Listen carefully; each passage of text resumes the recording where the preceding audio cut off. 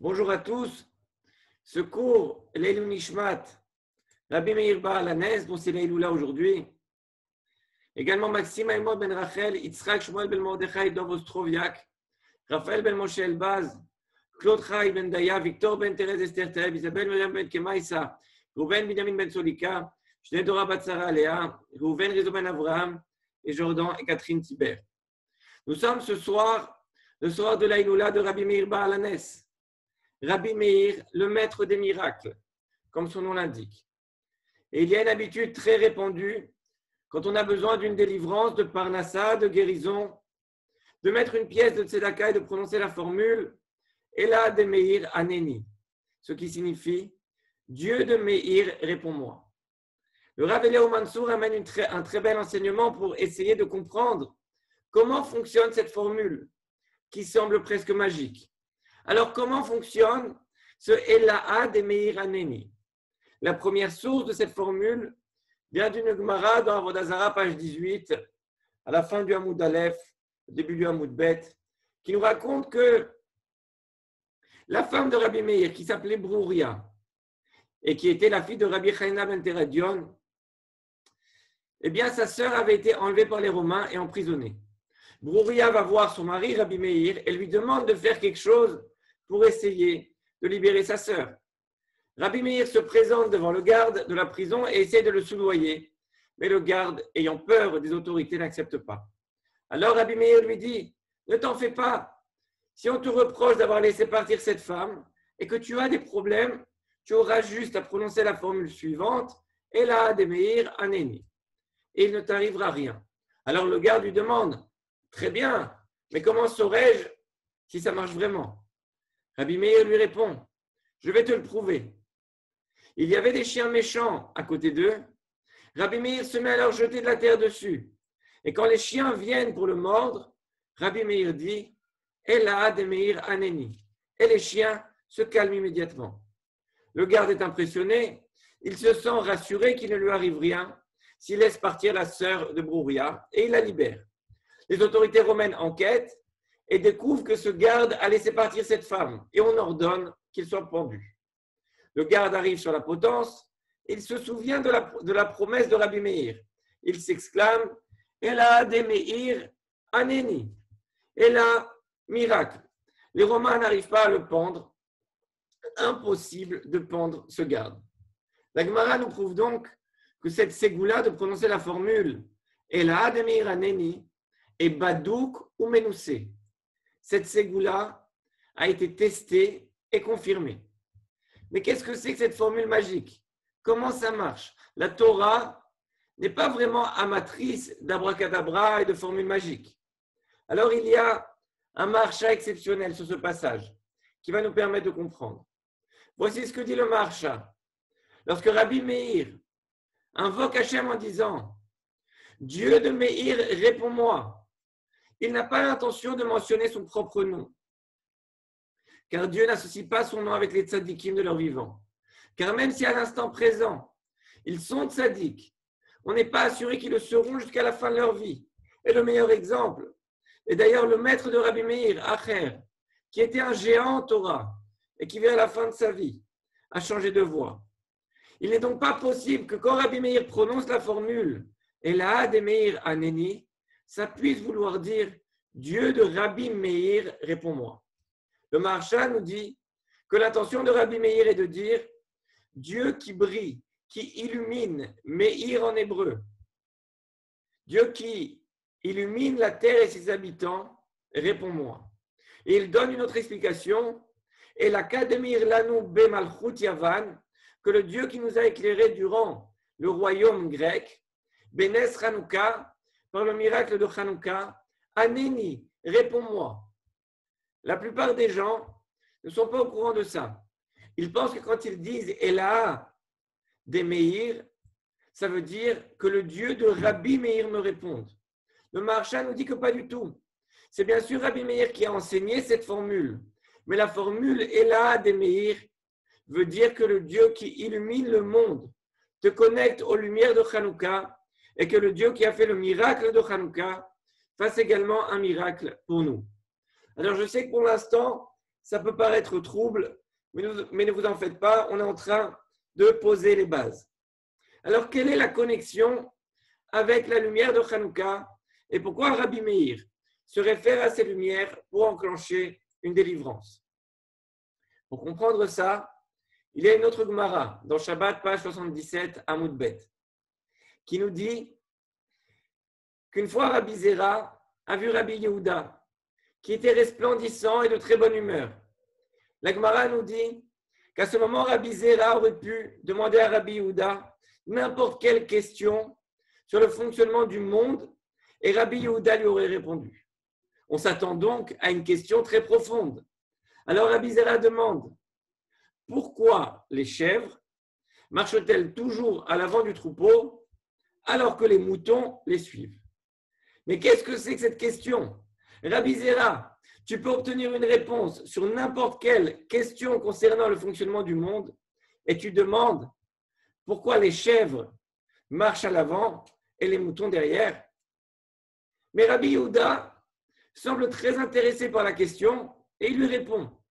Et il lui dit Zekebriato shel olam. Ça suit l'ordre de la création du monde. Dibresha chashocha ve'adar neora. Ça suit l'ordre de la création du monde, où il y a eu de l'obscurité et seulement après de la lumière. Vaï erev, vaï boker également.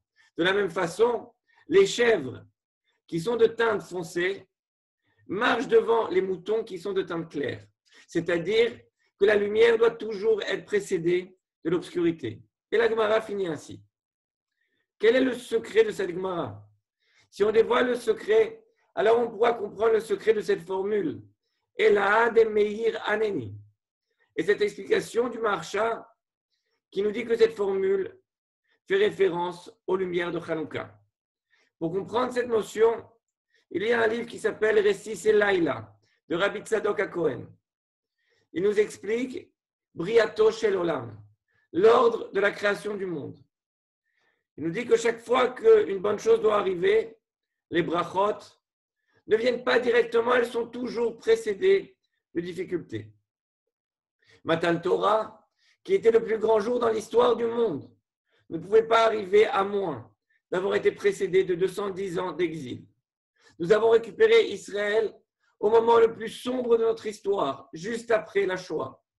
Une femme donne la vie après des souffrances terribles dues à l'accouchement et à la grossesse. La souffrance la plus intense de la vie d'une femme est la source de sa plus grande joie. Vaï erev, vaï boker. Rabbi Shimon Bar Yochai dit d'ailleurs, Amar Rabbi Shimon, El necha kol esev ve'esev, she'en lo mazal barakia shemaka oto, ve'omer lo gedal.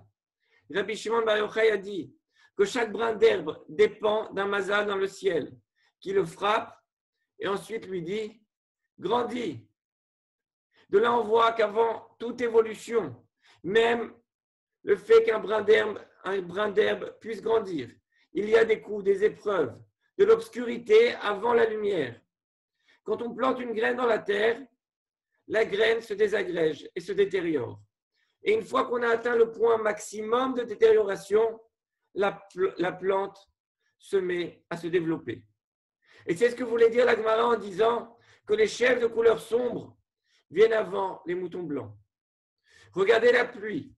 Elle est absolument vitale et nécessaire pour l'homme. On dit toujours de la pluie que c'est la bracha, la bénédiction.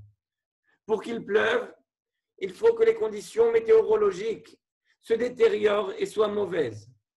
Il commence à faire froid, sombre, il y a des nuages, le tonnerre et enfin la pluie. La bénédiction, la bracha arrive. Il pleut rarement en plein soleil. La mer s'est ouverte devant les Bnei Israël au moment où ils pensaient que tout était perdu. Et les exemples ne manquent pas, que ce soit au niveau historique, au niveau global du peuple juif ou au niveau individuel. Si chacun observe sa vie en arrière, c'est toujours Vaï Erev, Vaï Boker. Les contre-exemples sont plus difficiles à trouver que les exemples. Il est bien plus difficile de trouver une situation qui n'a nécessité aucun effort, aucun doute, et qui a engendré quelque chose de fondamentalement bon. Donc, si tu as des épreuves, tu ne dois pas te dire, mais pourquoi Hachem s'acharne sur moi? C'est Briato Shel Olam. Et il est très possible que ce soit simplement Vaï Erev Vaï Boker, le soir, avant le matin. Une femme qui n'aurait jamais entendu qu'après un accouchement, il y a un enfant qui va sortir, eh bien cette femme ne pourrait jamais imaginer que de telles souffrances puissent lui amener son plus beau cadeau. Abraham Avinu a dû subir 10 grandes épreuves avant que Yitzhak naisse et avant qu'il devienne l'homme qu'il est devenu. Maintenant, pour faire un feu de bois, quand on allume une bougie, c'est le fait que le bois se consume qui produit une flamme. C'est le fait que l'huile de la fiole se consume qui fait la flamme. Il faut qu'il y ait une destruction pour créer la flamme. Mais il y a une exception à ce principe. Il y a des fois dans la vie où Hachem va couper le chemin de l'obscurité et aller directement à la lumière. Il y a une façon de contourner cette loi de Vaï Erev Vaï Boker, qui pourtant semble être une loi aussi forte que la force de gravité, une loi qu'on ne peut pas briser, une loi gravée dans la création. Un exemple d'une situation pareille serait de faire un feu et que ce feu ne consomme absolument rien. Ça serait un feu composé uniquement de or, de lumière, sans destruction, sans rocher. Et il y a une fois dans l'histoire où une telle chose s'est produite. Et c'était pendant les jours de Hanouka. Souvenez-vous, à Hanouka, on a rempli les fioles d'huile au Beth Amikdash et le lendemain matin, les flammes étaient allumées et aucune huile n'avait été consommée. Il n'y avait aucune destruction pour amener la bracha. Les lumières de Hanouka sont donc l'exception à la règle. Elles sont appelées Ner Ameir. Le Zohar Kadosh dit que la lumière des Nérot de Hanouka s'appelle Or Haganouz. C'est la lumière qu'Hachem a créée au tout début de la création, mais qu'il a ensuite voilée. C'est cette lumière qui sera dévoilée au moment de Mashiach. Au moment de Mashiach, il n'y aura plus besoin de ce rocher, de cette obscurité, avant la lumière. Alors, comment peut-on se connecter à cette lumière de Hanouka, même quand ça n'est pas Hanouka? C'est grâce à notre formule. Et la A de Meir Aneni.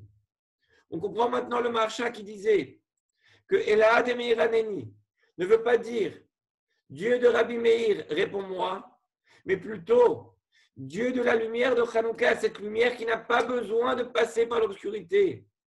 Dieu de cette lumière du Or Haganouz, réponds-moi.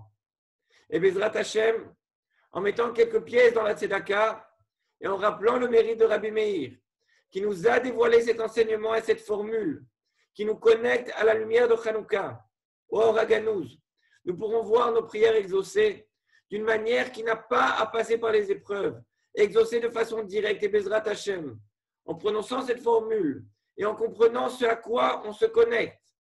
L'obscurité de ceux qui cherchent à se marier, eh bien qu'ils trouvent leur zivoug sans difficulté. Que ceux qui souhaitent avoir des enfants n'aient pas à passer par des difficultés.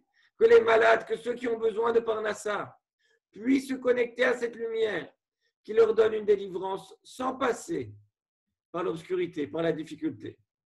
Et Bezrat Hashem, qu'on puisse voir Mashiach Bekarov et qu'on puisse jouir de cette pluie en plein soleil. Maintenant, quand vous direz Ela de Meir Aneni, vous aurez une nouvelle kavana, une nouvelle compréhension, une nouvelle intention. Bien sûr, il faut penser à Rabbi Meir, car c'est lui qui a dévoilé cet enseignement. Même dire Bisrout, par le mérite de Rabbi Meir, qui nous a dévoilé cet enseignement, Ela de Meir Aneni. Mais Ela de Meir, ce n'est pas le Dieu de Rabbi Meir. Vous devez penser à vous connecter au Dieu des lumières de Hanouka, cette lumière qui brille sans consommer quoi que ce soit. On a donc vu deux choses. La première, c'est qu'une délivrance peut prendre du temps. Et une personne qui a été éprouvée doit garder sa émouna, sa foi. Car c'est Briato Shel Olam qu'il y ait l'obscurité avant la lumière. mais en mettant quelques pièces dans la tzedaka et en disant Ela de Miraneni, on peut se connecter à un autre système, ce système de lumière sans obscurité. J'ai vu d'ailleurs que le Ben Ishraï, j'ai vu dans un livre que le Ben Ishraï dit qu'à Rosh Chodesh Tevet, c'est-à-dire le Rosh Chodesh qu'il y a en plein dans la semaine de Hanouka, il faut allumer une bougie pour la Neshama de Rabbi Meir Baal Hanes. Et le livre dans lequel j'ai lu dit, ouais, le Ben Ishraï dit ça, mais il n'explique pas et on ne sait pas quel est le rapport entre Hanouka et allumer en pleine semaine de Hanouka une lumière pour le Srout pour la Neshama de Rabbi Meir Baal Hanes. Eh bien, je pense qu'à travers ce cours, nous avons maintenant l'explication, nous comprenons bien la connexion entre Hanouka et Rabbi Meir et cette formule Ela de Meir Haneni. Alors, en ce grand jour de Pessah Sheni et de la Iloula de Rabbi Meir, qui nous a dévoilé ce secret, c'est certainement un jour où cette formule a une puissance toute particulière. N'hésitez pas à prier, à mettre un peu de tzedaka et à rappeler cette formule, car comme nous le dit l'Agmara, c'est une formule qui a été vérifiée et qui marche. Shabbat Shalom à tous.